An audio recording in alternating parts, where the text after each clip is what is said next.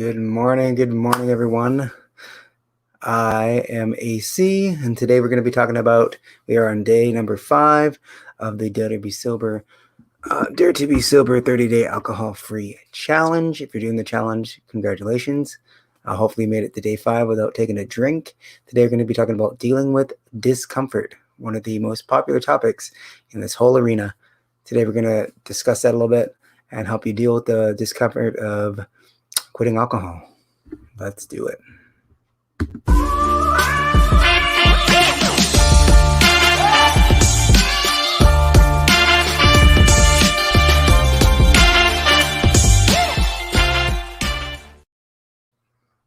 Good morning. See that one person has joined us already, so hopefully you're having a happy sober Tuesday, hangover free and all that good stuff. But today we're going to be talking about dealing with discomfort. Now, I know all of us have dealt with discomfort at one time or another in our alcohol journey. If you've dealt with discomfort, just give me a comment in the comment box there, because we definitely all dealt with that. All right, so just gonna share my screen with you guys. So we are on day number 5 of the Dare to Be Sober challenge, dealing with discomfort. So just a medical warning before we get started: if you cannot go for more than 1 to 2 hours without a drink, quitting can be very dangerous and you need to seek medical help. I did a video on what's the difference between a problem drinker and an alcoholic.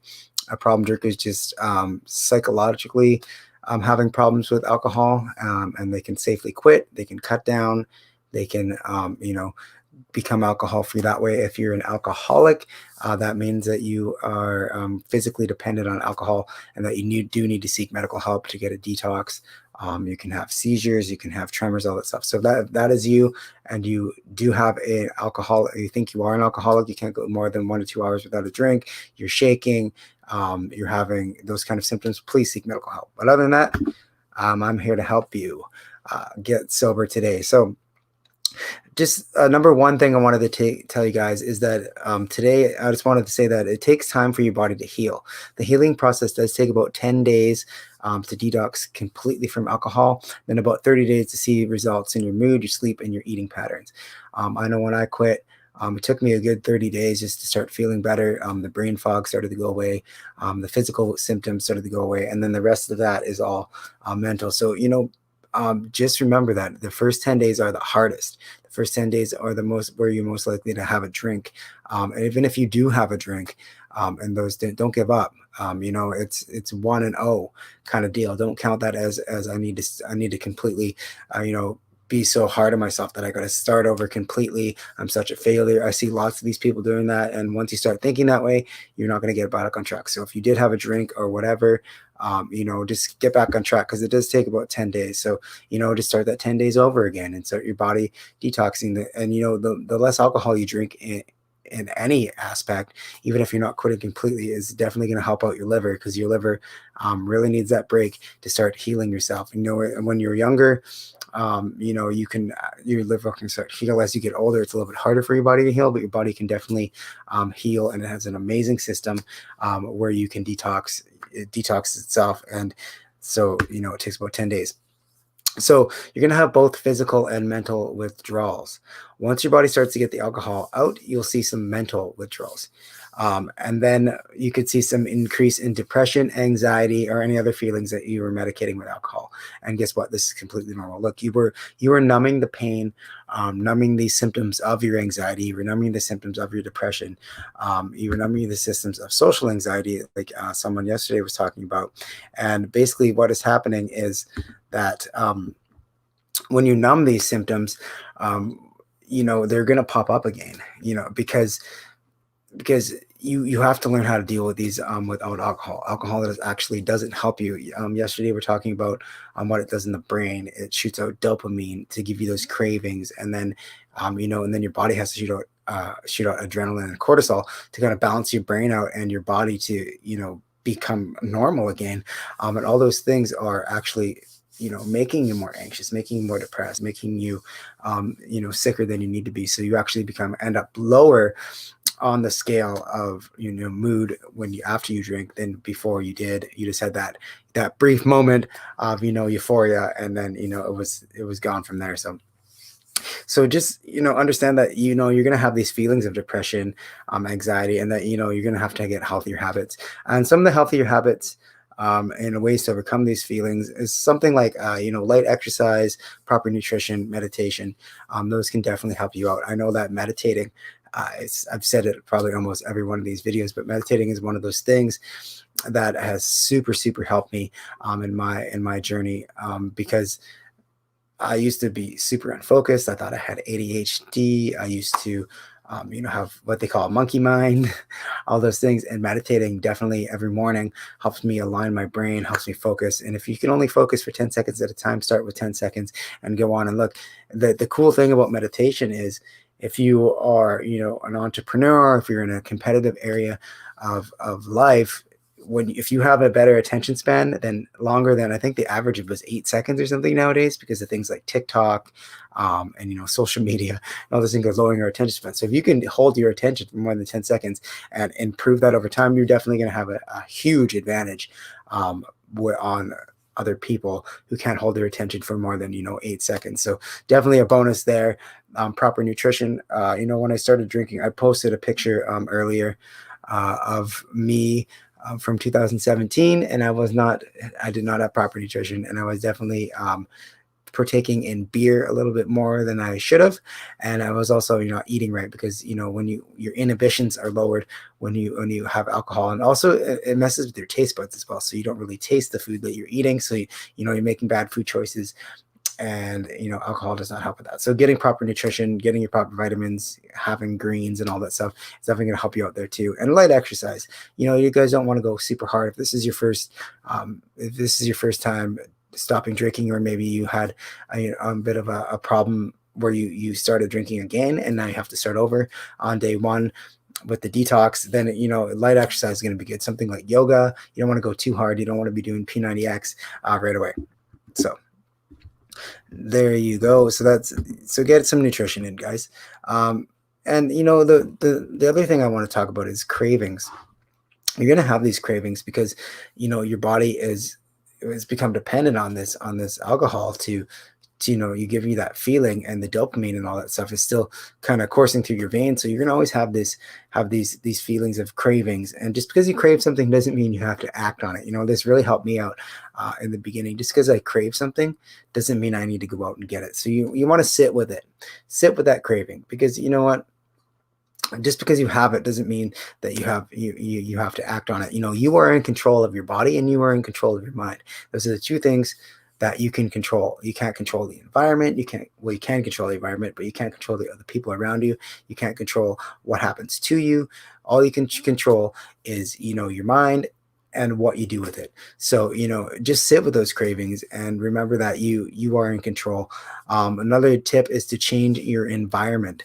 Whenever you have a craving, if I sit on this couch and that's where I get my craving, maybe get up and go to a different room if you can. Maybe get up and go for a walk. Maybe change your complete environment altogether. Go for a drive, go for a walk, get out of that area where you usually would drink, because that's gonna tell your brain that, hey, this is different, and it's gonna be a pattern interrupt, and you're gonna be able to move on from that. Another tip is to drink some water when you're having a craving. Now, sometimes we are just thirsty. We think we want a beer or a wine when we have a craving, but maybe we're just thirsty, and try that out. Sometimes it does work just to have a little bit of water. I used to never drink water. Now I was doing 75 hard, so I'm drinking like a gallon of water a day.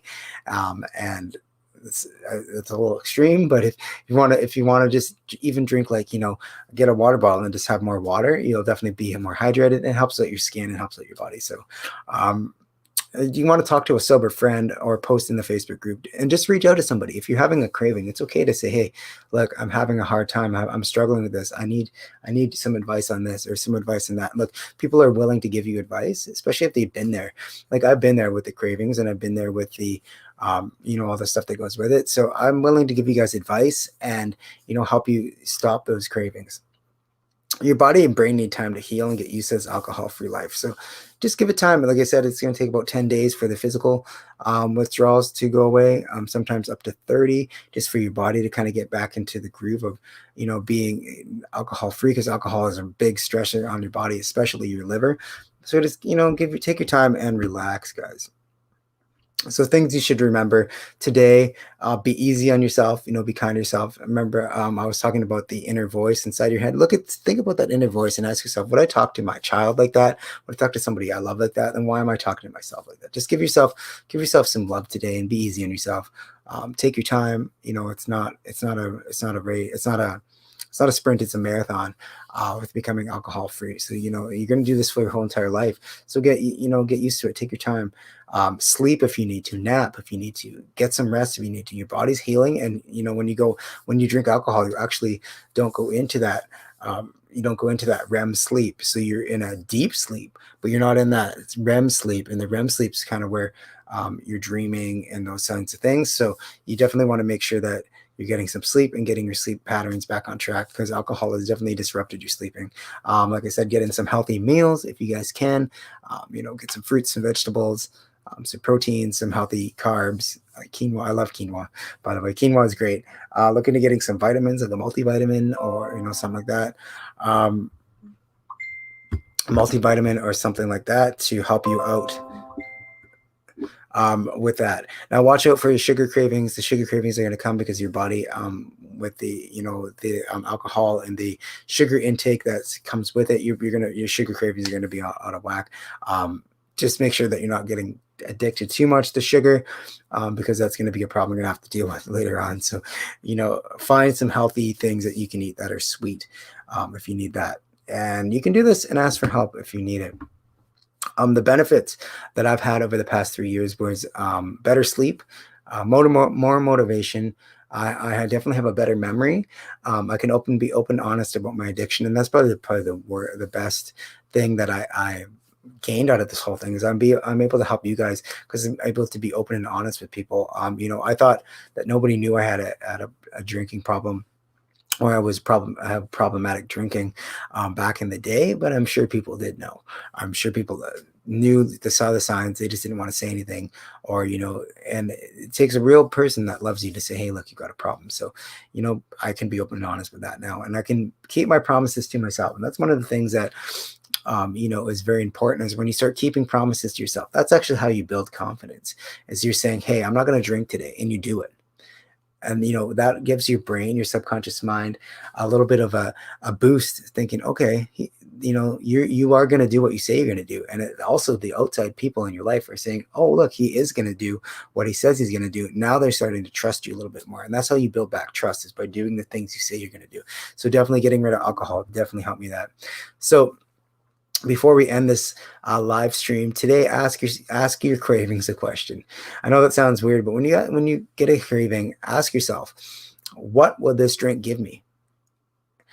Is it going to help me in the long run? Because I can guarantee you that it's not going to help you tomorrow if you drink too much. And is it true that it will you fill in the blank? Is it true that it will stop my anxiety? Is it true that it will get rid of my depression? Is it true that it will help me be more confident? And if you think about it in the long term, I can guarantee that alcohol is not going to help you do any of those things. It's going to actually make it worse. So, and just remember, we are training our subconscious mind in the next 30 days.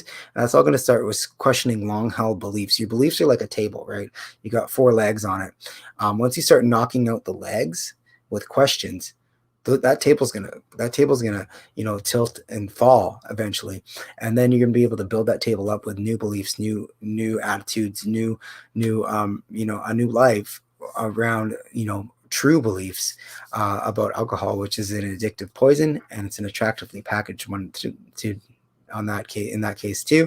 So, and the alcohol companies know that is addictive, and they're trying to get you to drink. They are trying to make the alcohol accessible and cheap. Even in the lockdown, the liquor stores were still open. So you got to think about that. They talk about health, but they kept the liquor stores open. And there's tons of people out there who started having a problem with alcohol after the pandemic started last year. So someone's saying day 9 Awesome. That is so great. So I hope you're feeling good on day 9. You're almost through the 10 days of the physical withdrawals. They're not all going to completely go away. I know mine didn't for about 30 days. But, just get some proper nutrition in, like I said. And if you have a craving, just ask yourself those questions. What will this drink give me? Is it going to help me in the long run? Is it true that, it'll help my anxiety, my depression, my confidence, whatever you're drinking for?